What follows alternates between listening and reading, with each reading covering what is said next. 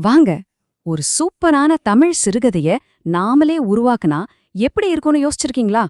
ஒரு கதாபாத்திரத்தோட முதல் பார்வையிலிருந்து ஒரு எழுத்தாளரோட கடைசி வார்த்தை வரைக்கும் கதை சொல்ற கலைக்குள்ள ஒளிஞ்சிருக்கிற ரகசியங்களை நாம ஒன்னொன்னா பார்க்கலாமாங்க? சரி, நம்மளோட இன்னிக்கு பயணம் எப்படி இருக்க போகுதுன்னா, முதல்ல கதையோட இதயத்துக்கே போவோம். அப்புறம் விசித்திரமான ஆனா மறக்க முடியாத மனிதர்களை எப்படி உருவாக்குறதுன்னு பாப்போம். அதுக்கடுத்து எழுத்தோட உத்திகள், எழுத்தாளரோட சோதனைகள், கடைசியா அவங்களோட முடிவே இல்லாத தேடல்னு எல்லாத்தையும் அலச போறோம். எந்த ஒரு கதைக்கும் ஆதாரம் எது? யோசிச்சு பாருங்க. சந்தேகமே வேணாம், அது அந்த கதையில வர்ற கதாபாத்திரங்கள் தான். சோ நம்ம முதல் அடிய அங்கிருந்து தான் வைக்க போறோம். இத நான் சொல்லல, தமிழ் இலக்கியத்தோட ஒரு பெரிய ஆளுமை தி. ஜானகிராமன், சுருக்கமா தி. ஜான் சொல்லுவோம். அவரோட வெற்றிக்கு காரணமே இந்த மாதிரி உயிரோட்டமான கதாபாத்திரங்கள் தானாம். இதுதான் நம்மளோட ஆரம்ப புள்ளி. மறக்க முடியாத கதாபாத்திரங்கள் தான் ஒரு கதைக்கு உயிர் கொடுக்குது. அப்போ அந்த மேஜிக் எப்படி நடக்குது? எழுத்தாளர்கள் எப்படி வெறும் வார்த்தைகளை வச்சு நம்ம மனசுல எப்பவும் நிக்கிற மாதிரி நிஜ மனுஷங்களை உருவாக்குறாங்க?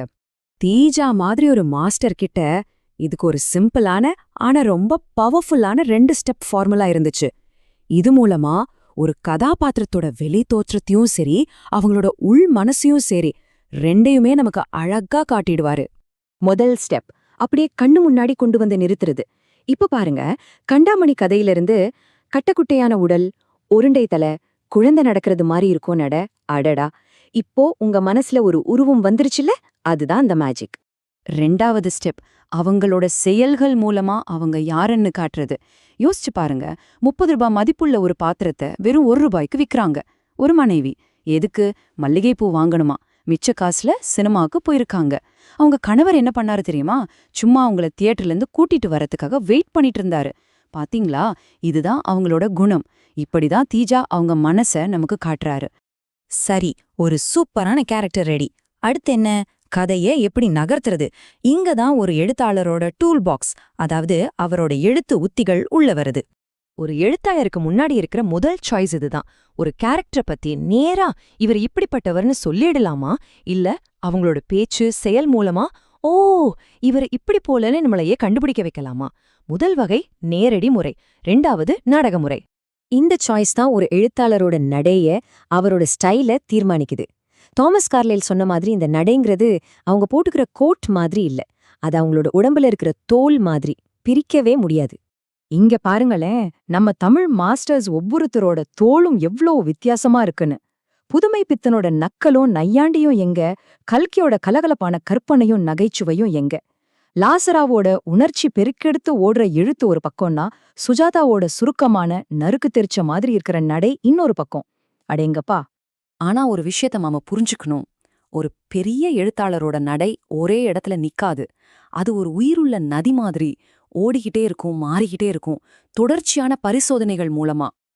இப்போதைய முக்கியமான எழுத்தாளர் எஸ். ராமகிருஷ்ணன் இத ரொம்ப அழகா சொல்றாரு. புகழ்பெற்ற ஓவியர் பிகாசோக்கு நீலகாலம், ரோஜா நிற காலம்னு தனித்தனி காலகட்டங்கள் இருந்த மாதிரி ஒரு நல்ல படைப்பாளிக்கும் அவங்க எழுத்துல 4-5 கட்டங்கள் இருக்கும்னு சொல்றாரு. எஸ். ராவோட பயணத்தை பார்த்தாலே இது புரியும். புதுமை பித்தன் மாதிரி பெரியவங்கள பார்த்து யதார்த்தவாதத்துல ஆரம்பிச்சு, அப்புறம் லத்தீன் அமெரிக்க இலக்கியத்தோட தாக்கத்துல மேஜிக்கல் ரியாலிசத்துக்குள்ள போறாரு. சும்மா இல்ல, பால்ய நதிங்கிற ஒரு கதைய 12 தடவை திருத்தி எழுதியிருக்காருன்னா பாத்துக்கோங்க. இது ஒரு தேடல், தன்னைத்தானே புதுப்பிச்சுக்கிற ஒரு தேடல். இந்த தொடர்ச்சியான மாற்றம் நம்மள ஒரு முக்கியமான கேள்விக்கு கூட்டிட்டு போகுது. ஒரு எழுத்தாளரோட வேலை எப்பதான் முடியும்? இது நம்மள ஒரு ஆழமான விஷயத்துக்கு இட்டு செல்லுது. எழுதுறதுங்கிறது ஒரு முடிவே இல்லாத பயணம். எஸ். ராவுக்கு எழுதுறதும் படிக்கிறதும் வேற வேற இல்ல, ரெண்டும் ஒண்ணுதான். ஒரு வருஷம் கிரேக்க இலக்கியம், அடுத்த வருஷம் சீன இலக்கியம், இன்னொரு வருஷம் ஜென் தத்துவம்னு ஒரு மாணவ மாதிரி தேடி தேடி படிக்கிறாரு. எதுக்கு? உலகத்தோட அறிவை உள்ள வாங்கிக்கிட்டு அதை எழுத்துல கொண்டு வரணுங்கிற ஒரு தீராத தாகம்.